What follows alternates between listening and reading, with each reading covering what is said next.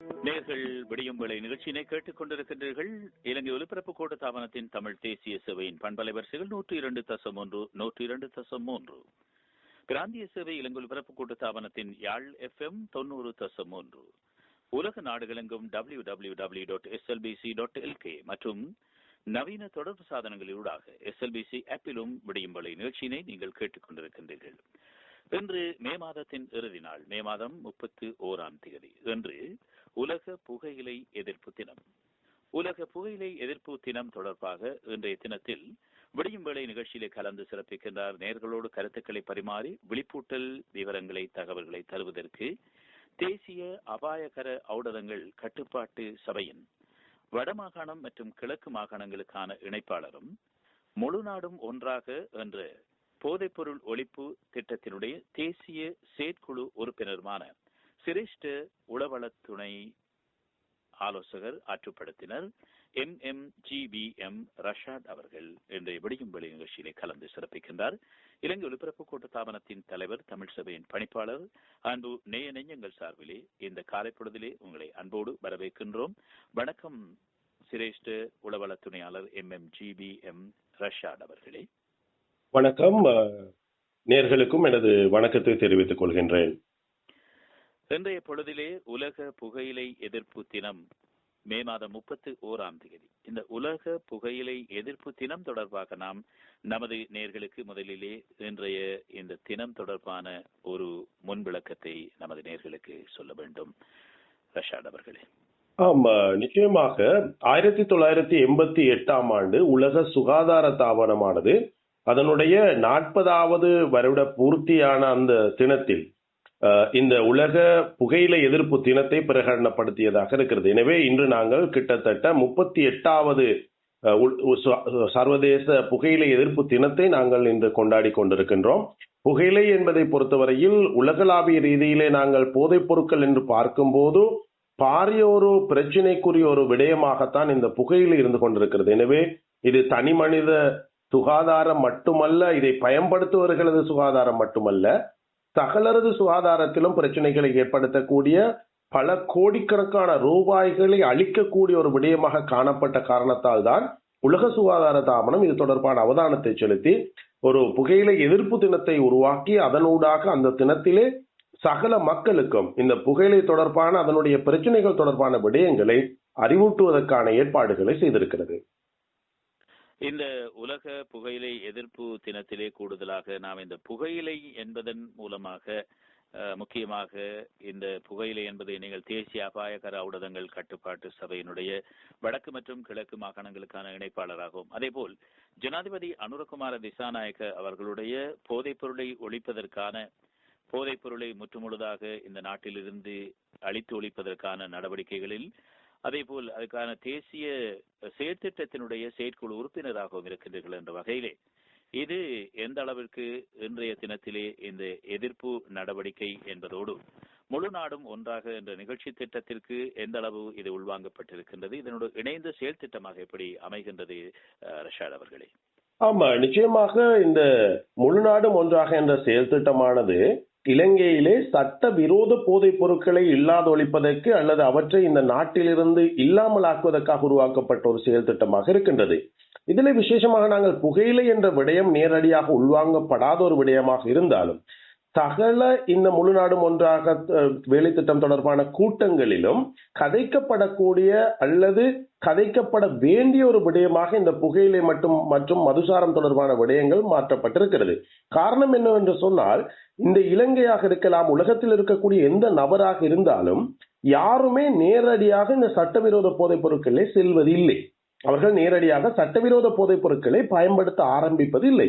மாறாக gateway drug என்று சொல்வார்கள். அதாவது ஒரு நபர் தனது வாழ்க்கையிலே போதைப் பொருள் பயன்பாட்டை ஆரம்பிக்கக்கூடிய முதல் போதைப் பொருட்களில் ஒன்றாகத்தான் இந்த புகையிலையும் மதுசாரமும் இருந்து கொண்டிருக்கிறது. அதிலும் மிக விசேஷமாக இந்த புகையிலை என்பது அதனுடைய அவைலபிலிட்டி, பெற்றுக்கொள்வதிலே இருக்கக்கூடிய அந்த இலகு தன்மை காரணமாக, அதனுடைய விலை குறைவு அல்லது அதனை பணம் செலுத்தி இலகுவாக சகல இடங்களிலும் பெற்றுக்கொள்ளலாம் என்பதற்காக வேண்டி இந்த புகையிலை தான் அதிகமான போதைப்பொருள் அடிமையாளர்களது முதல் பயன்பாடாக கேட்வே ட்ரக்காக இருப்பதை நாங்கள் அவதானிக்கக்கூடியதாக இருக்கிறது. எனவே நாங்கள் சட்டவிரோத போதைப் பொருட்கள் பயன்படுத்துபவர்களை திருத்தி அவர்களுக்கு சிகிச்சை அளித்து அதனை விற்பனை செய்பவர்கள் கடத்துதல் செய்பவர்களை தடுத்து அவர்களுக்கு எதிராக சட்டத்தை அமுல்படுத்துவது போன்றோ கட்டாயமாக நாங்கள் இந்த புகையிலை பயன்படுத்துபவர்களையும் நாங்கள் கவனத்தில் எடுத்து அவர்களோடும் நாங்கள் வேலை செய்ய வேண்டிய கட்டாயம் இருக்கிறது. இது சாதாரணமாக அந்த சட்டவிரோத போதைப் பொருட்களை பயன்படுத்துபவர்களை நாங்கள் திருத்துவது அல்லது அவர்களுக்கான அந்த தடைகளை விதிப்பது என்பது ஒரு ஆற்றிலே வீழ்ந்து விட்டவர்களை நாங்கள் அந்த நீரிலே தத்தளித்துக் கொண்டிருக்கும் போது காப்பாற்றிக் கொண்டிருக்கிறோம். ஆனால் அந்த ஆற்றிலே விழக்கூடிய இடமாக அந்த விழக்கூடிய அந்த வாயிலாக இருக்கக்கூடிய இடம்தான் இந்த புகையிலை. எனவே இந்த வாயில் அதாவது விழக்கூடிய இடத்தை மூடுவது மிக முக்கியமான ஒரு விடயமாக இருந்து கொண்டிருக்கிறது. இலங்கையை பொறுத்தவரையில் பல்வேறு சட்ட திட்டங்களூடாக பல்வேறு செயற்பாடுகளூடாக இந்த நடவடிக்கை செய்யப்பட்டு கொண்டிருந்தாலும் அதனது போதாமை அல்லது இன்னும் அது இதைவிட பலப்படுத்தப்பட வேண்டும் என்ற ஒரு கருத்து சகல தொழில்நுட்ப ரீதியான இந்த அறிவு சார்ந்தவர்களிடமும் இருக்கக்கூடியதை நாங்கள் காணக்கூடியதாக இருக்கிறது. இதனோடு நீங்கள் குறிப்பிட்டது போல முக்கியமாக இன்று நாங்கள் இந்த புகையிலை நீங்கள் சொன்னீர்கள் இதுதான் அந்த போதைப் பொருளுக்கு ஒரு நுழைவாயிலாக இருக்கின்றது என்பது. இதே சந்தர்ப்பத்தில் பொதுவாக இந்த புகையிலை எதிர்ப்பு தினத்திலே வெறுமனே நாங்கள் பயன்படுத்துகின்ற இந்த புகையிலை என்பது மாத்திரமல்லாமல் புகைப்பதற்காக பயன்படுத்தப்படுகின்ற இலைகளும் இதற்குள் உள்வாங்கப்படுகின்றது என்ற நிலை இப்பொழுது அண்மை காலமாக பேசப்பட்டு வருகின்றது. கிலோகிராம் கணக்கிலே மூட்டை கணக்குகளிலே இந்த புகையிலை என்பதை போலவே பீடி இலைகளும் பிடிக்கப்படுகின்றன. இவைகளும் தடை செய்யப்பட்டிருக்கின்றன. கரையோர பிரதேசங்கள் ஊடாக உள்நாட்டிற்குள்ளே வருகின்ற நிலைமைகளை ஜனாதிபதி அவர்களுடைய இந்த முழு நாடும் ஒன்றாக இந்த செயற்திட்டத்தோடு சேர்ந்து விசேட அதிரடி படையினர்களும் இந்த விடயங்கள் தொடர்பாக மிக கூடுதலான கவனம் செலுத்துகின்றார்கள். அபாயகர ஔடதங்கள் கட்டுப்பாட்டு சபையினுடைய வடக்கு கிழக்கு மாகாணங்களுக்கான இணைப்பாளர் என்ற வகையோடு இந்த முறைகள் தொடர்பாக ஒரு இளம் பரம்பரையினர்களுக்கு ஒரு வழிகாட்டல் ஆலோசனை வழங்குகின்ற சிரேஷ்ட உளவள துணையாளராக இருக்கின்றீர்கள் என்ற வகையில் இவை எப்படி இந்த நாளிலே நாங்கள் இணைத்து பார்க்கக்கூடியதாக அல்லது நாம் நினைக்காத சில விடயங்கள் நாம் இந்த பாலர் பராயங்களிலே எல்லாம் பார்க்கின்றோம். கள்ளைத்தனமாக இந்த இலைகளை சுருட்டி குடிப்பது என்ற விடயங்களை நாங்கள் ஆரம்பத்தில் பார்க்கின்றோம். இது ஒரு முதியவர்களை கண்டு இளையவர்கள் செய்கின்ற ஒரு நிலை போலவும் இந்த விடயத்தை நாங்கள் இதனோடு இணைத்து பார்க்கின்ற பொழுது இந்த உலக புகையிலை எதிர்ப்பு தினத்திலே இவற்றை நாம் எப்படி இளைய தலைமுறைகள் மத்தியிலே அதேபோல் நீங்கள் சொன்னது போல இது ஒரு சாதாரணமான விடயம் தானே என்ற ஒரு நிலைகளிலே மனங்களுக்குள் இருக்கின்றவைகளை ஒரு தீவிரத்தன்மையுடன் இது ஒரு ஆரம்பம், இதன் மூலம்தான் பல்வேறு அபாயங்கள் பின்னால் இருக்கின்றது என்பதை பார்க்கின்ற பொழுது எப்படி இதனை நாங்கள் இளைய தலைமுறைகளுக்கு இருக்கின்ற சமுதாயத்திற்கு இந்த நவீன தொடர்பு சாதனங்களோடு இருக்கின்ற விடயத்தில் எப்படி நாம் இவர்களை விழிப்பூட்டலாம் என்று சொல்லுவீர்களா?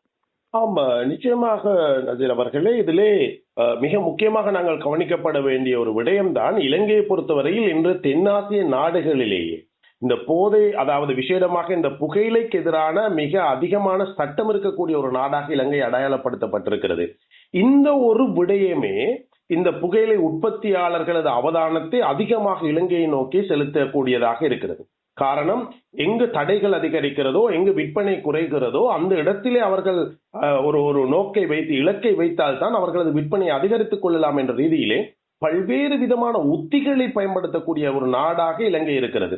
இந்த புகையிலை உற்பத்தியாளர்கள் புகையிலை கடத்தல்காரர்கள் பல்வேறு உத்திகளை பயன்படுத்தி இலங்கையில இதை செயல்படுத்திக் கொண்டிருக்கிறார்கள். நீங்கள் பீடி இலை சம்பந்தமாக குறிப்பிட்டீர்கள். உண்மையாக நிச்சயமாக பீடி இலை என்று சொல்வதும் புகையிலையாகத்தான் இருக்கிறது. அது வித்தியாசமான முறையிலே பீடிகளை சுற்றுவதற்காக வேண்டி பதனிடப்பட்ட ஒரு புகையிலையாக இருக்கிறது. அந்த புகையிலை இலங்கைக்கு கொண்டு வரும்போது பாரிய அளவிலான ஒரு டெக்ஸ் அடிக்கக்கூடியதாக அல்லது ஒரு டியூட்டி வரக்கூடியதாக இருக்கிறது. எனவே அந்த பணத்தை செலுத்தாமல் கள்ளமாக கொண்டு வருவதனூடாக அதிக லாபம் ஈட்டும் நோக்கத்தோடு தான் இவர்கள் இந்த கடத்தலை மேற்கொண்டு கொண்டிருக்கிறார்கள்.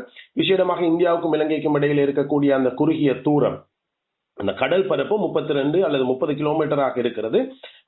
அந்த கிலோமீட்டர் அந்த சிறிய தூரத்தை படகுகளூடாக கடந்து அந்த படகுகளூடாக அதை கடத்தி வந்து இலங்கையிலே அதை சட்டவிரோதமாக உற்பத்தி செய்யக்கூடிய ஒரு நிலைமை காணப்படுகிறது. எங்கள் இளம் சமுதாயத்தினரை பொறுத்தவரையிலே இப்போதைக்கு இலங்கையிலே கிட்டத்தட்ட 2.3 மில்லியன் பேர் புகையிலை பயன்பாட்டாளர்களாக இருந்து கொண்டிருக்கிறார்கள். இந்த 2.3 மில்லியன் பேர்களை நாங்கள் எடுத்துக்கொண்டால் இதிலே புகையிலையை புகையாக பயன்படுத்தக்கூடியவர்கள் புகைக்கக்கூடியவர்களாக நாங்கள் இனம் காண்பது இதிலே சரியாக இந்த 2.3 மில்லியனிலே அரைவாசி பேராகத்தான் இருக்கிறார்கள், 50% மீதி 50% அந்த புகையிலையை புகை எழும்பா புகையிலையாக, அதாவது உணவாக அல்லது சப்புவதனூடாக வாய்க்குள்ளே வைப்பதனூடாக என்று பல்வேறு முறைகளிலே வித்தியாசமான முறைகளிலே அவர்கள் பயன்படுத்தி கொண்டிருப்பதை நாங்கள் காணக்கூடியதாக இருக்கிறது. பலர் சொல்லக்கூடிய ஒரு விடயம், நான் புகைப்பதில்லையே, எனவே எனக்கு அதிலே பிரச்சனை இல்லையே என்ற எண்ணம் இருக்கிறது. புகைக்காமல் வேறு முறையிலே பயன்படுத்துவதனூடாக இதனுடைய சுகாதார பிரச்சனைகள் குறைவு என்ற ஒரு எண்ணம் இப்போது சமூகத்திலே ஊட்டப்பட்டிருக்கிறது, இளைஞர்களுக்கிடையே ஊட்டப்பட்டிருக்கிறது. எனவேதான் இந்த புகை எலும்பா புகையிலை பயன்பாடு இலங்கையிலே அதிகரித்துக் கொண்டு வருவதை நாங்கள் காணக்கூடியதாக இருக்கின்றது. எனவே இந்த புகையிலை எலும்பா புகையிலை பயன்பாடு தொடர்பாகவும் நாங்கள் இந்த இடத்திலே குறிப்பிட வேண்டும். புகைத்தலூடாக ஒரு மனிதனுக்கு ஏற்படக்கூடிய சகல விதமான பிரச்சனைகளும் சுகாதார சீர்கேடுகளும் இந்த புகை எலும்பா புகையிலை ஊடாகவும் நிச்சயமாக ஏற்படும் என்ற விடயத்தை எங்கள் பொதுமக்கள் தெரிந்து வைத்துக் கொள்ள வேண்டும். அதிலே விசேடமாக ஒரு பக்கம் இருக்கிறது, புகைக்கக்கூடிய புகையிலையானது புகைப்பவருக்கு மாத்திரமன்றி அவரை அண்டி இருக்கக்கூடிய ஏனைய பலருக்கும் பிரச்சனை ஏற்படுத்தும், அவரை சுற்றி இருக்கக்கூடியவர்களுக்கு பிரச்சனை ஏற்படுத்தும். எந்த அளவுக்கு என்று சொன்னால், அவர் வெளிவிடக்கூடிய அந்த புகையை உச்சுவாசிப்பதனூடாக அந்த அவருக்கு சுற்றுச்சூழலில் இருக்கக்கூடியவர்கள் அந்த புகையிலை பொருளை பயன்படுத்துவதை விட 20 மடங்கு பாதிப்புக்கு உட்படுகிறார்கள். அந்த புகைப்பவர் புகைப்பது ஒரு சிகரெட்டாக இருந்தால் அவருக்கு பக்கத்திலே இருந்து அவர் வெளியிடும் புகையை, அதாவது பேசிவ் ஸ்மோக்கிங் என்று சொல்வார்கள், அதனூடாக அந்த சுற்றிலே இருக்கக்கூடியவர்கள் சுவாசிப்பது 20 சிகரெட்டுகளுக்கு சமனாக இருந்து கொண்டிருக்கிறது. ஆனால் இந்த உணவாக, அதாவது புகை எலும்பா புகையிலாக பயன்படுத்தும் போது அந்த மொத்த பிரச்சனையும் அந்த மொத்த நச்சுத்தன்மையும் குறித்த நபரது உடம்புக்குள்ளே சென்று அவரை மிக வேகமாக பாதிக்கக்கூடிய ஒரு நிலைமையை உருவாக்குகிறது. நாங்கள் அம்பாறை மாவட்டத்திலே ஒரு ஆய்வை செய்திருந்தோம். குறிப்பிட்ட ஒரு தொழில்துறையைச் சேர்ந்த கிட்டத்தட்ட 500 பேரை அந்த ஆய்வுக்கு உட்படுத்திய போது அந்த 500 பேரிலே 190 பேர் வாய்ப்புற்று நோயோடு கண்டுபிடிக்கப்பட்ட ஒரு சந்தர்ப்பத்தை நாங்கள் காணக்கூடியதாக இருந்தது. விசேடமாக அந்த குறிப்பிட்ட துறையில் இருக்கக்கூடியவர்கள் அதிகமாக வெற்றிலை மெல்லக்கூடியவர்களாக இருந்தார்கள். இந்த வெற்றிலை மெல்லுதல் என்பது இலங்கையில இன்னுமே இருக்கக்கூடிய ஒன்றாக, இன்னுமே பயன்பாட்டில் இருக்கக்கூடிய ஒரு விடயமாக இருக்கிறது. எனவே இந்த வெற்றிலையோடு சேர்த்து நாங்கள் பயன்படுத்தக்கூடிய புகையிலையும் இதே பிரச்சனையை ஏற்படுத்துகிறது. புகையிலே இருக்கக்கூடிய மிக முக்கிய ரசாயனமாக நிக்கோட்டின் இருக்கிறது. இந்த நிக்கோட்டின் மிக நச்சுத்தன்மை வாய்ந்தது. இது பூச்சிக்கொல்லிகளிலே பயன்படுத்தப்படக்கூடிய ஒரு நஞ்சாக இருந்து கொண்டிருக்கிறது. ஒரு இலங்கையில இருக்கக்கூடிய சாதாரணமாக விற்பனை செய்யக்கூடிய ஒரு சிகரெட்டிலே இருக்கக்கூடிய நிக்கோட்டினின் அளவு 1.2 மில்லிகிராமாக இருக்கிறது. இந்த 1.2 மில்லிகிராம் நிக்கோட்டினை மொத்தமாக எடுத்து நாங்கள் ஒரு மனிதனுக்கு கொடுப்போமாக இருந்தால், ஊசி மூலம் ஏற்றுவோமாக இருந்தால், நிச்சயமாக அந்த மனிதன் மரணிக்கக்கூடியவனாக இருப்பான். அவனுக்கு அது மரணத்தை கொண்டு வந்து தரக்கூடிய அளவுக்கு நஞ்சாக இருக்கிறது. எனவேதான் பல சிகரெட்டுகளை ஒன்றாக புகைத்து உலக சாதனை நிகழ்த்த போனவர்கள் இறந்த செய்திகள் நீங்கள் கேள்விப்பட்டிருப்பீர்கள். காரணம், இந்த நிக்கோட்டின் அதிகப்படியாக ஓவர்டோஸ் ஆகும் போது, அதிகப்படியாக உள்ளெடுக்கும் போது மரணம் நிச்சயமாக சம்பவிக்கிறது. இதிலே மிக முக்கியமான ஒரு விடயத்தை நான் இளைஞர்களுக்கு சொல்லிக் கொள்கின்றேன். இன்று எங்கள் சமூகத்தில் மிக பிரதானமான ஒரு பிரச்சனையாக காணப்படக்கூடிய குழந்தையின்மை அல்லது மலட்டுத்தன்மை என்பதற்கு மிக முக்கிய காரணமாக, அல்லது மிஸ்கரேஜஸ் அல்லது அதாவது குழந்தை தரித்தும் அந்த குழந்தை வெளியேற்றப்படுவது அல்லது அது தொடர்ச்சியாக வளர முடியாத தன்மையோடு வெளியேற்றப்படக்கூடிய அந்த பிரச்சனைக்கும் மிக முக்கிய காரணமாக இந்த புகையிலை இருந்து கொண்டிருக்கிறது. காரணம், புகையிலையிலே இருக்கக்கூடிய இந்த நச்சு பொருட்கள் ஒரு பெண்ணினுடைய கற்பப்பை சுவரின் தடிப்பை குறைக்கக்கூடியதாக இருக்கிறது. ஒரு பெண்ணின் கற்பப்பை சுவரின் தடிமம் குறையும் போது குழந்தையை தாங்கக்கூடிய தன்மை இல்லாத ஒரு பெண்ணாக அந்த பெண் மாற்றப்படுகின்றாள். அதே போல ஆண்களுடைய விந்தணுக்களின் உயிரியல் தன்மையை குறைக்கக்கூடிய ஒரு விடயமாக இந்த புகையிலையிலே காணப்படக்கூடிய அந்த ரசாயனங்கள் இருக்கிறது. எனவே கருக்கட்டக்கூடிய அளவுக்கு தேவையான அந்த சுகாதாரமான ஒரு விந்தை உற்பத்தி செய்ய முடியாதவர்களாக இந்த ஆண்கள் மாற்றப்படுகிறார்கள். இது நேரடியாக புகைப்பதனூடாகவும் செயல்படக்கூடியதாக இருக்கிறது, அல்லது பாசிவ் ஸ்மோக்கிங் என்று சொல்லக்கூடிய சுற்றுச்சூழல் முறை மூலம் புகைக்கக்கூடியவர்களிடமும் இந்த பிரச்சனை காணப்படுகிறது. அதே போல புகையிலை மெல்லக்கூடிய வாய் வழியாக புகையிலையை அல்லது வேறு வழியூடாக இந்த நிக்கோட்டின் அந்த புகையிலையை உள்ளெடுக்கக்கூடியவர்களுக்கும் நிச்சயமாக இந்த பாதிப்பு ஏற்படக்கூடியதாக இருக்கிறது. எனவே இன்று எங்கள் சமூகத்தில் மலட்டுத்தன்மை அதிகரித்து இருப்பதற்கான மிக முக்கியமான ஒரு காரணிகளில் ஒன்றாக இந்த புகையிலை பயன்பாடு அல்லது புகைத்தல் பயன்பாடு இந்த ரெண்டுமே இருப்பதை நாங்கள் காணக்கூடியதாக இருக்கிறது. நேற்று முந்தினார் நாங்கள் இந்த முழு நாடும் ஒன்றாக செயல் திட்டத்தின் கீழ் கிளீன் ஸ்ரீலங்கா அந்த வேலை திட்டத்தின் கீழே மட்டக்களப்பு கல்லடி பிரதேசத்திலே போதைப் பொருளுக்கு அடிமையானவர்களுக்கான ஒரு சிகிச்சை நிலையத்தை ஆரம்பித்து அந்த சிகிச்சை நிலையத்திலே 40 பேர் இப்போது சிகிச்சை பெற்று வருகின்றார்கள். இந்த 40 பேரில் ஒரு குறிப்பிட்ட நபரது குழந்தையும் மனைவியும் அந்த இடத்திலே அவரை பார்வையிடுவதற்காக வந்திருந்த போது அந்த குழந்தை மிகச்சிறிய குழந்தை, தாய்ப்பால் குடிக்கக்கூடிய குழந்தையாக இருந்ததையும் அந்த தாயினுடைய வாயிலே வெற்றிலை நிறைந்திருப்பதையும் நான் காணக்கூடியதாக இருந்தது. நிச்சயமாக இந்த புகையிலையிலே காணப்படக்கூடிய நச்சுத்தன்மையானது தாயினுடைய உடலுக்குள்ளே சென்று தாய்ப்பால் ஊடாக அந்த நச்சுத்தன்மை குழந்தைக்கு கடத்தப்படக்கூடிய ஒரு இக்கட்டான நிலைமையை நாங்கள் அவதானிக்கக்கூடியதாக இருக்கிறது. எங்களில் பலர் இதை அறியாமல் இருக்கிறார்கள். தாய்ப்பால் ஊட்டக்கூடிய ஒரு தாய் அல்லது குழந்தையை தனது வயிற்றில், அதாவது கர்ப்பமாக இருக்கக்கூடிய ஒரு தாய் புகையிலை பயன்படுத்தக்கூடியவராக இருந்தால் நேரடியாக அந்த புகையிலையின் பாதிப்பு அந்த குழந்தையையும் சென்றடைகிறது. கர்ப்பிணியாக இருக்கும் தாய் அந்த குழந்தையை பிரசவிக்கும் போதே அந்த குழந்தை அந்த புகையிலைக்கு அடிமையான ஒரு குழந்தையாக பிறக்கிறது. அதே போல தாய்ப்பால் ஊட்டும் போதும் அந்த குழந்தை தொடர் தேர்ச்சியாக அந்த புகையிலையின் பாதிப்புகளுக்கு உட்படுகிறது. எனவே இவ்வாறுதான் இந்த புகையிலை பயன்பாடானது மலட்டுத்தன்மையை உருவாக்கி எங்கள் சுகாதாரத்துக்கு பல்வேறு விதமான பிரச்சனைகளை உருவாக்கி மரணத்தை சம்பவிக்கும் அளவுக்கு கிட்டத்தட்ட ஒரு வருடத்துக்கு 11,900 பேர் இலங்கையிலே இந்த புகையிலை பயன்பாடு தொடர்பாக இறந்து கொண்டிருக்கிறார்கள். ஆனால் எந்த இறப்பு சான்றிதழிலும் இறப்புக்கான காரணமாக புகையிலை பயன்பாடு என்ற விடயம் அந்த இடத்திலே தெரிவிக்கப்படாத காரணத்தினால் இந்த விடயங்கள் மிக அதிகமாக கதைக்கப்படாத ஒன்றாக இருக்கிறது.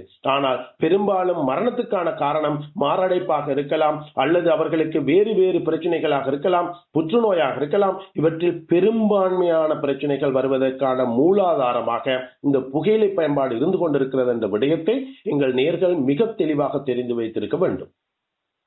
இன்று மே மாதம் 31ஆம் தேதி உலக புகையிலை எதிர்ப்பு தினம். அது தொடர்பான விவரங்களை நாம் உங்களுக்கு விடியும் விலை நிகழ்ச்சியூடாக தந்து கொண்டிருக்கின்றோம். தொடர் கலையகத்திலே நாம் இப்பொழுது நேரத்தை சரிபார்த்துவிட்டு தொடர்வோம்.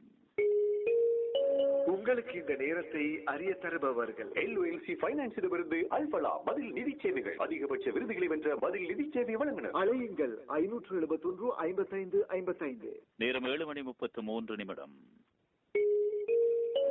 உங்களுக்கு இந்த நேரத்தை அறிய தந்தோம். ஒரு வெற்றிகரமான வர்த்தகம் என்பது வளர்ச்சியை மட்டுமன்றி தனிப்பட்ட வாழ்வில் முன்னேற்றத்தை ஏற்படுத்தும். தனிப்பட்ட மற்றும் லாபகரமான ஆதரவு இருந்தால் மட்டுமே இது சாத்தியமாகும். வளர்ந்து வரும் வர்த்தகத்தில் நடப்பு மூலதனத்தை இலகுவாக அணுக கிடைப்பதை என்னை போட்டித்தன்மையுடனும் இவ்வியாபாரத்தில் உச்சத்திலும் வைத்திருக்கிறது. அதனால் தான் நான் LOLC அல்பலாவை தெரிவு செய்தேன். வக்கால நடப்பு மூலதனம் எனது பணப்புழக்கத்திற்கு அமைய வரையறுக்கப்பட்டுள்ளன. அனைத்து நடப்பு மூலதன நிதி தேவைகளுக்கும் LOLC பைனான்ஸிடமிருந்து அல்பலா பதில் நிதி சேவைகள். அழையுங்கள் 571 55 55. www.slbc.lk SLBC ஆப் ஊடாகவும் 102.1 102.3 இலங்கை ஒலிபரப்பு கூட்டு தாபனத்தின் தமிழ் தேசிய சேவையின் பண்பல வரிசைகள், இலங்கை ஒலிபரப்பு கூட்டு தாபனத்தின் பிராந்திய சேவையாகிய யாழ் FM 90.1 பண்பல வரிசையினூடாகவும் விடியும் வேளை நிகழ்ச்சியினை கேட்டுக் கொண்டிருக்கின்றீர்கள்.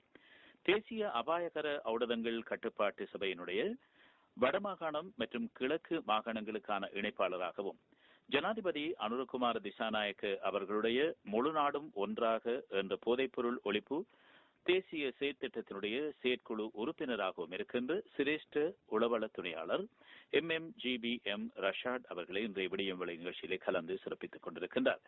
நாடாளவிய ரீதியிலே இன்று உலக புகையிலை எதிர்ப்பு தினம் அனுஷ்டிக்கப்படுகின்ற வேளை இது தொடர்பான விழிப்பூட்டல் நடவடிக்கைகளும் இடம்பெறுகின்றன. இந்த நாட்களிலே இதனை நாம் எப்படி நிறுத்தலாம், எப்படி நாம் தடுக்கலாம், தவிர்த்துக் கொள்ளலாம் என்பது பற்றிய விடயங்களையும் பார்க்க வேண்டும். நீங்கள் சொன்னது போல ரஷாட் அவர்களே, அந்த புற்றுநோயாளர்களை போதைப் பொருளிலே பாதிக்கப்பட்டிருக்கின்றவர்களோடு இருக்கின்றவர்கள், புகையிலை பிடிப்பவர்களோடு இருக்கின்றவர்கள், சூழலிலே இருக்கின்றவர்கள் எந்த அளவு தாக்கப்படுகின்றார்கள், அவர்கள் எந்த அளவு பாதிப்புக்குள்ளாகின்றார்கள் என்பது இது நேரடியாக புகைக்கின்றவர்கள் மாத்திரமல்லாமல் அவர்களோடு இணைந்திருக்கின்றவர்களும் மறைமுகமாக அந்த பாவனையின் தாக்கத்திற்கு உள்ளாகின்றார்கள். அந்த வேதனையை அவர்கள் சுமக்க வேண்டியிருக்கின்றது. இந்த நிலைமைகளை எப்படி நாம் தவிர்த்துக் கொள்ளலாம், எப்படி நிறுத்தலாம் என்பது பற்றிய விவரங்களை நீங்கள் சொல்ல வேண்டும் ரஷாத் அவர்களே. நிச்சயமாக இந்த புகையிலை பயன்பாட்டை நிறுத்துவது என்பதிலே இலங்கையை பொறுத்தவரையில் நாட்டா நிறுவனம், அதாவது புகையிலை மற்றும் மதுசாரத்துக்கு எதிரான நிறுவனமானது, நாட்டாண்டு சொல்லக்கூடிய நிறுவனம் ஆனது மிக முக்கியமான ஒரு இடத்தை வகிக்கின்றது.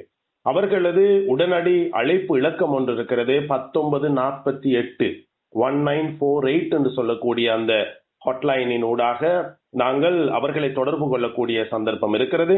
அவர்களது உளவள துணையாளர்கள் இருக்கிறார்கள். அந்த உளவள துணையாளர்கள் நிச்சயமாக இது தொடர்பாக உதவி செய்யக்கூடியவர்களாக இருக்கிறார்கள். அதற்கு மேலதிகமாக யாராவது இந்த நிகழ்ச்சியை கேட்டுக் கொண்டிருக்கக்கூடிய ஒருவர், நான் இந்த பிரச்சனைக்கு உட்பட்டு விட்டேன், இன்றிலிருந்து நான் இதை விட்டு விலக வேண்டும் என்ற எண்ணம் இருக்கக்கூடியவர்களுக்காக வேண்டி இன்னும் ஒரு சில டிப்ஸை நான் தருவதற்காக விரும்புகின்றேன். புகையிலை பயன்பாட்டை நிறுத்த வேண்டும் என்று ஒருவர் நினைத்தால் அவர் மிக முக்கியமாக செய்ய வேண்டிய 2 விடயங்கள் இருக்கிறது. அதிலே மிக முக்கியமான ஒரு விடயம்தான், காலையில் எழுந்தவுடன் அவர் பயன்படுத்தக்கூடிய முதல் பயன்பாட்டை இயன்ற அளவுக்கு பிற்போடுவது. எழுந்து 10 நிமிடத்துக்குள்ளே முதல் புகைத்தலை அல்லது முதல் வெற்றிலையை இப்போது அவர் போடுகிறாராக இருந்தால் அதை கொஞ்சம் கொஞ்சமாக கிரமமாக பிற்போடுவது. 15 நிமிடத்தை அரை மணித்தியாலமாக்கி, 3/4 மணித்தியாலமாக்கி, 1 மணித்தியாலமாக்கி இவ்வாறு பிற்போடுவது அவருக்கு இந்த புகையிலையை விட்டு வெளிவருவதற்கு உதவக்கூடிய மிக முக்கியமான ஒரு விடயமாக இருக்கிறது. இரண்டாவதாக, ஒரு நாளிலே பயன்படுத்தக்கூடிய அளவை கிரமமாக அவர் குறைத்துக் கொண்டு வருவது. இன்றைக்கு 5 சிகரெட் புகைக்கிறாராக இருந்தால் அவராகவே ஒரு கட்டுப்பாட்டுக்கு வந்து அடுத்த வாரத்தில் இருந்து அதை நான் 4ஆக மாற்றுவேன், இன்னும் ஒரு வாரம் செல்லும் போது நான் அதை 3ஆக மாற்றுவேன். இவ்வாறு படிப்படியாக குறைத்து கொண்டு செல்வதன் ஊடாக நிச்சயமாக இந்த 2 விடயங்களையும் அவர் கடைபிடிக்கும் போது அவருக்கு அந்த புகையிலை பயன்பாட்டை விட்டு வெளிவரக்கூடிய சந்தர்ப்பம் மிக இலகுவாக காணப்படுகிறது. இதற்கு மேலதிகமாக ஒரு சிலருக்கு இந்த புகையிலை பயன்பாட்டை விட்டு வெளிவரும் போது நிக்கோட்டின் என்று சொல்லக்கூடிய அந்த ரசாயன பதார்த்தம் வெளியில் இருந்து தேவைப்படக்கூடிய ஒன்றாக மாறுகிறது. பொதுவாக உலகளாவிய ரீதியிலே இந்த நிக்கோட்டின் ரிப்ளேஸ்மெண்ட் தெரப்பி என்று சொல்வார்கள். இது கடைபிடிக்கப்படக்கூடிய செயற்படுத்தப்படக்கூடிய ஒரு விடயமாக இருக்கிறது. இலங்கையை பொறுத்தவரையில் நிக்கோட்டின் சுவிங்கம், நிக்கோட்டின் பேட்ச் போன்ற விடயங்கள் எடுக்கப்படக்கூடியதாக இருக்கிறது. ஆனால் அதற்காக வேண்டி விசேட வைத்திய நிபுணர் ஒருவரின் பரிந்துரை அவசியமாக இருக்கிறது. எனவே அவ்வாறு முதல் அந்த பயன்பாட்டை பிந்த வைப்பதனூடாக ஒரு நாளைக்கு பயன்படுத்தக்கூடிய அளவை குறைத்துக் கொள்வதனூடாக ஒரு நபருக்கு இதை நிறுத்தி இதை விட்டு வெளிவர முடியாத பிரச்சனை இருந்தால் நிச்சயமாக அவர் ஒரு விசேட நிபுணத்துவம் வாய்ந்த ஒரு வைத்தியரை நாடி அவரது உதவியை பரிந்துரையை பெற்று இந்த நிக்கோட்டின் ரிப்ளேஸ்மெண்ட் தெரப்பி சூடாக அவருக்கு அதை விட்டும் வெளிவரக்கூடிய சந்தர்ப்பம் இருக்கிறது. இது எல்லாவற்றுக்கும் மேலாக நிச்சயமாக இந்த போதைப் பொருள் எதுவாக இருந்தாலும் போதைப் பொருட்களை விட்டு ஒரு மனிதர் வெளிவருவதிலே உளவள துணையானது மிக முக்கியமான ஒரு பங்கை வகிக்கின்றது. காரணம், ஒரு மனிதர் போதைப் பொருளின் உள்ளே செல்வதற்கு மிக பிரதானமான காரணமாக அந்த போதைப் பொருளுக்கு அவர் கொடுத்திருக்கக்கூடிய தனி மனித மதிப்பொன்று இருக்கும், அல்லது அந்த போதைப் பொருளை பயன்படுத்துவதனூடாக அவர் எதிர்பார்க்கக்கூடிய விஞ்ஞான ரீதி அற்ற ஒரு காரணி இருக்கும். அந்த காரணியை மறையான காரணியாக அல்லது அது உண்மை அல்ல என்ற விடயத்தை அவரது மனதுக்குள்ளே அவராக சிந்திக்கக்கூடிய அந்த பலத்தை ஏற்படுத்தக்கூடிய ஒரு துறையாக உளவளத்துணை இருந்து கொண்டிருக்கிறது. எனவே முறையாக இந்த அடிமைத்தனம் தொடர்பான ஒரு உளவளத்துணையாளரை நாடி அவர்கள் சிகிச்சை பெற்றுக் கொள்ளக்கூடிய சந்தர்ப்பம் இருக்கிறது. எனவே இந்த முறைமைகளை கையாள்வதன் ஊடாக நிச்சயமாக இந்த நிகழ்ச்சியை கேட்டுக்கொண்டிருக்கக்கூடிய உங்களுக்கு அல்லது உங்கள் உறவினர்களுக்கு, உங்கள் நண்பர்களுக்கு, உங்களுக்கு தெரிந்தவர்களுக்கு ஏதாவது இது தொடர்பான பிரச்சனைகள் இருந்தால் இது அதை விட்டு வெளிவருவதற்கான சந்தர்ப்பமாக இருக்கிறது. இந்த 1948 1948 என்று சொல்லக்கூடிய அந்த இலக்கத்தை தொடர்பு கொள்ள வைப்பது அவர்களுக்கு நீங்கள் செய்யக்கூடிய ஒரு பாரிய உதவியாக இருக்கும் என்று நான் நம்புகின்றேன். இந்த காலகட்டங்களிலே முக்கியமாக இதன் மூலமான கூடுதலான வருவாய் வருகின்றது. புகையிலை மூலமாக அல்லது புகைத்தல், பீடி, சிகரெட் இவைகள் போன்றவைகள் மூலமான சுருட்டு போன்றவைகள் மூலமாக வரி வருமானம் ஒன்று வருகின்றது தானே.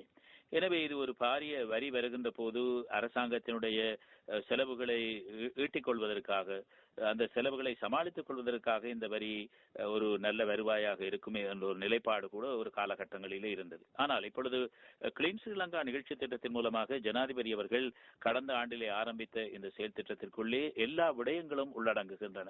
நீங்கள் சொன்னது போல ரஷாத் அவர்களே, இந்த புகையிலை என்பது, புகைத்தல் என்பது ஆரம்பம் போல இந்த புகைத்தல் என்பதை ஒரு லஞ்சமாக ஊழலாக அவர்களுடைய விடயங்களை செய்து கொள்வதற்கு இவர்கள் ஒரு சிறிய ஒரு உதவியாக ஒத்தாசையாக சொல்லுகின்ற விடயத்தை கூட இவர்கள் சொல்லுகின்றார்கள். சில சந்தர்ப்பத்தில் ஒரு வேலையை சாதிப்பதற்கு இவர்கள் தமது பக்கத்துக்குள்ளே கைகளுக்குள்ளே பொத்திக் கொண்டு கொடுக்கின்ற அளவுக்கு கூட இருக்கின்றது. கிளீன் ஸ்ரீலங்கா நிகழ்ச்சி திட்டத்தில் இந்த லஞ்சம் ஊழல்களை ஒழிப்பது தொடர்பான விடயங்கள் இருக்கின்றது. வெறுமனே நாங்கள் இதன் வெளிப்படையாக பார்க்கின்ற போது சுத்தம் சுகாதாரம் தானே, குப்பை கூடங்களை அள்ளுவது தானே அல்லது இல்லாமல் செய்வதானே என்ற நிலை மாறி இப்பொழுது மக்கள் மத்தியில் கிளீன் ஸ்ரீலங்கா நிகழ்ச்சி திட்டம் என்பது ஒரு வியாபகத்தன்மையுடைய பல்வேறு சிக்கல்கள் பிரச்சனைகளை நீக்கக்கூடிய, லஞ்ச ஊழல் மோசடிகளை இல்லாமல் ஆக்கக்கூடிய, அந்த நாட்டினுடைய கெட்ட செயல்களில் ஈடுபடுகின்றவர்களை சுத்தம் செய்கின்ற ஒரு நிகழ்வாக இருக்கின்றது. இந்த வரி வருவாய் என்பதை இந்த நாட்களிலே உலக புகையிலை எதிர்ப்பு தினத்திலே நாம் இது ஒரு வருவாய் அல்ல என்பதையும்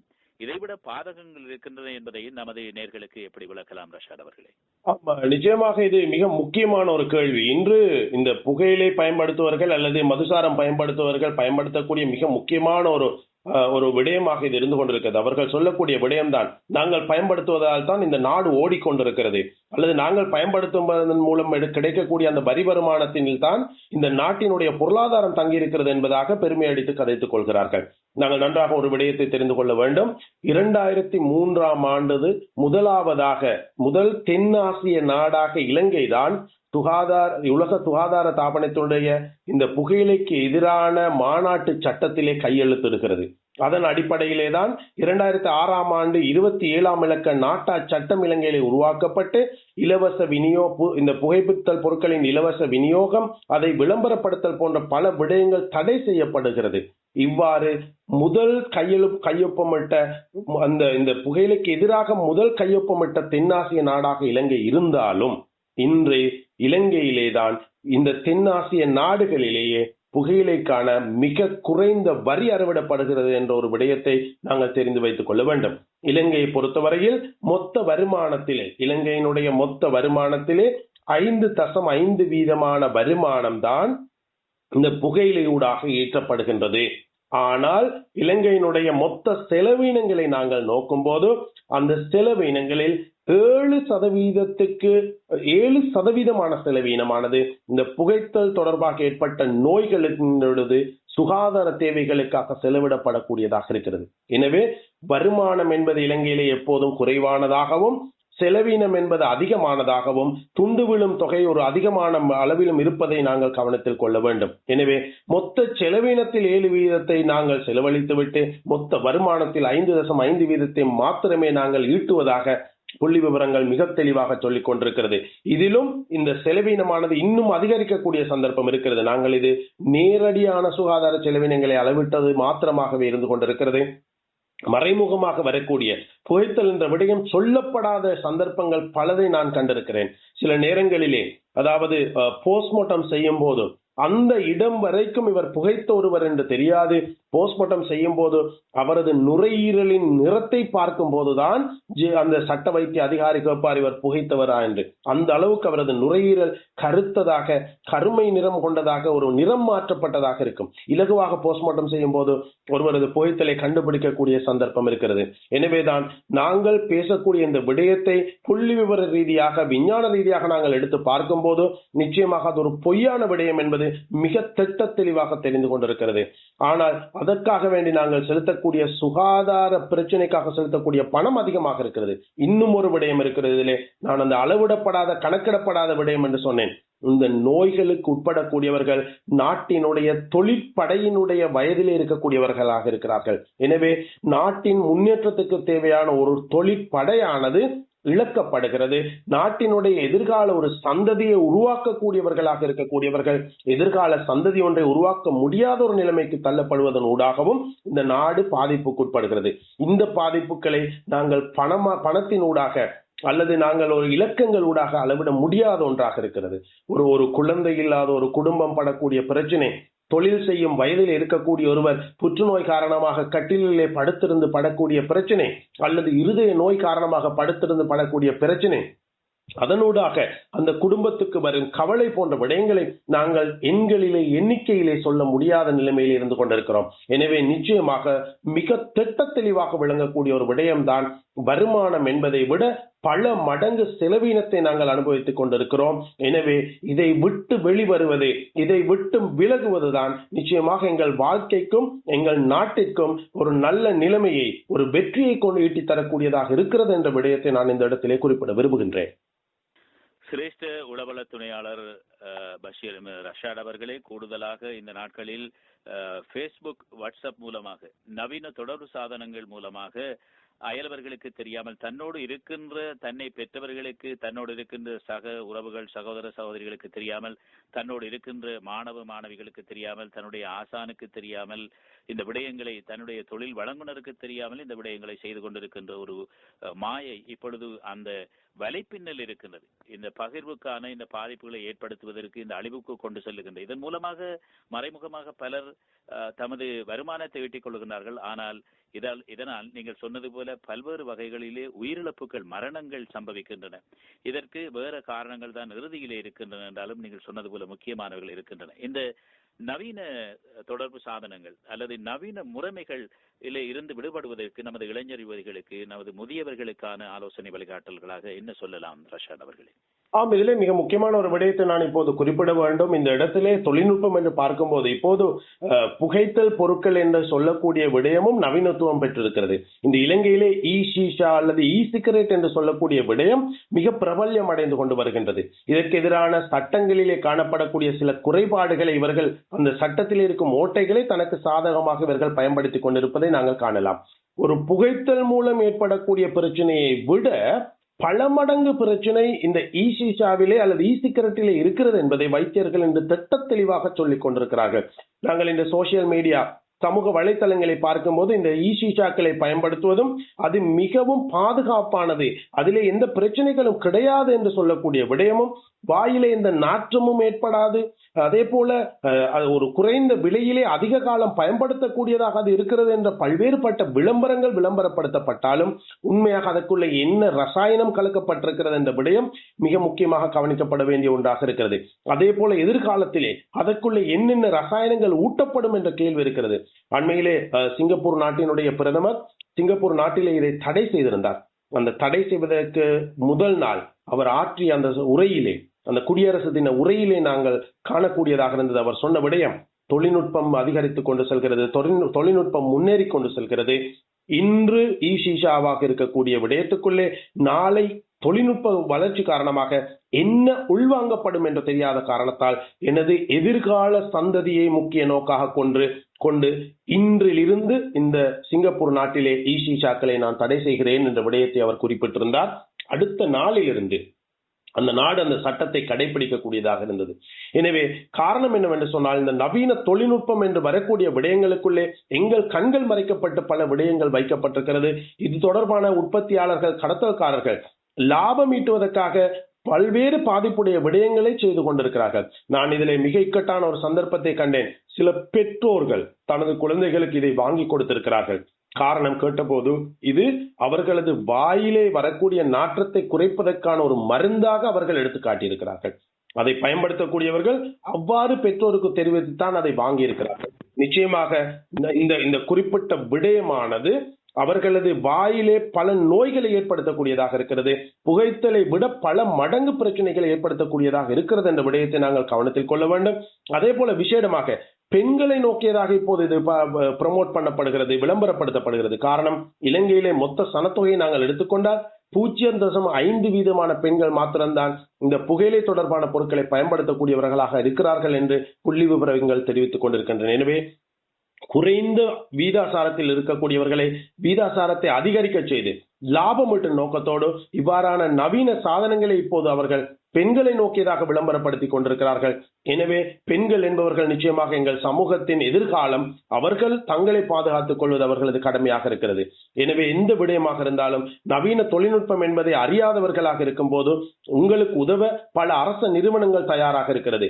1948 என்று சொல்லக்கூடிய உடனடி இலக்கம், 1927 என்று சொல்லக்கூடிய தேசிய அபாயகர ஆயுதங்கள் கட்டுப்பாட்டு சபையினுடைய உடனடி இலக்கம், அதே போல சந்தேகத்துக்கிடமான பொருட்களை பரிசீலனை செய்வதற்காக வேண்டி, அதை பரீட்சிப்பதற்காக வேண்டி தேசிய அபாயகர ஆயுதங்கள் கட்டுப்பாட்டு சபையில் இருக்கக்கூடிய ஆய்வுக்கூடம், இவர்கள் எல்லோருமே எங்களுக்கு உதவி செய்ய தயாராக இருந்து கொண்டிருக்கிறார்கள். உரிய அரசு உத்தியோகத்தர்களை நாடுவதனூடாக நீங்கள் இதன் தெளிவை பெற்றுக் கொள்ளக்கூடிய சந்தர்ப்பம் இருக்கிறது என்பதை நான் இச்சந்தர்ப்பத்திலே கூறிக்கொள்ள விரும்புகின்றேன்.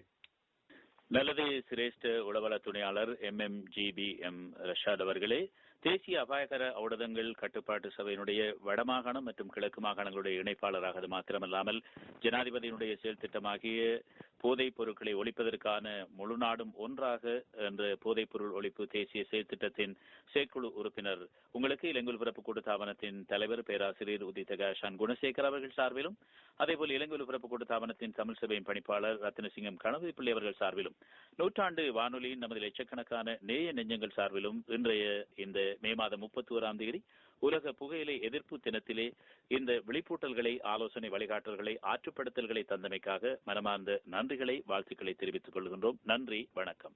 ஆம், நன்றி. இன்றைய விடியும் வேளை